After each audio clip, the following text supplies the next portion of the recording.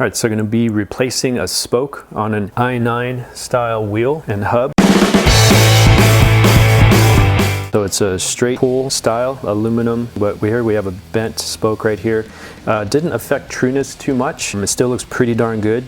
I'd feel comfortable riding on this little bend if it had to. So this is the tip of the spoke going into the hub right here, and here you see the threads.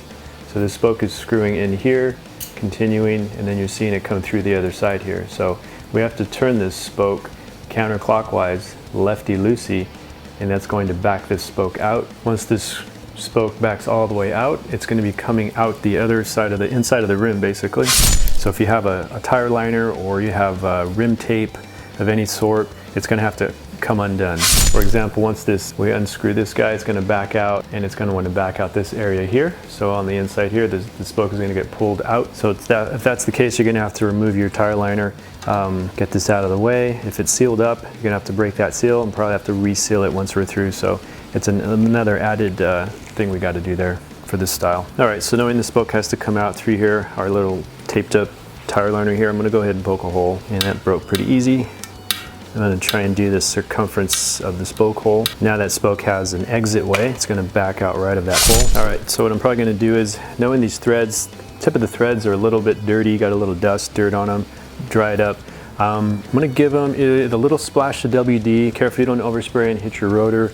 Or I'm going to use some Triflow, something really light like chain lube. And I'm going to put a drop or two on these threads.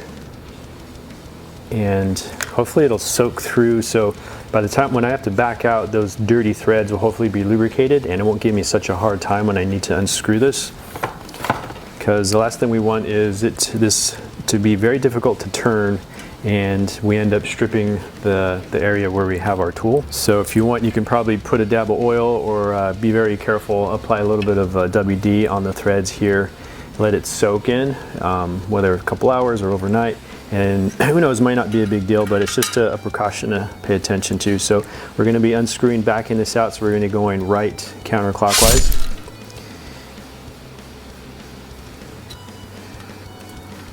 Right, going that way. So we're unscrewing this screw, which is regular, and this is going clockwise. Normally going clockwise, you're tightening, but because we're working kind of in a flip-flopped, there we go. It's actually not too bad. It's cooperating pretty good.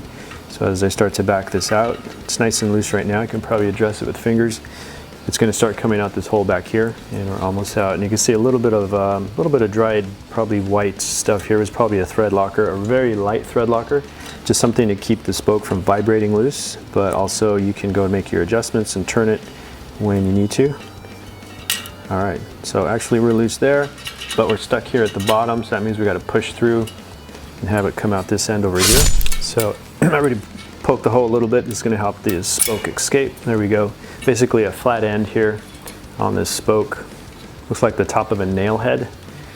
And just going to pull all the way through. I just got to cut my tape over on this other side. And there we go.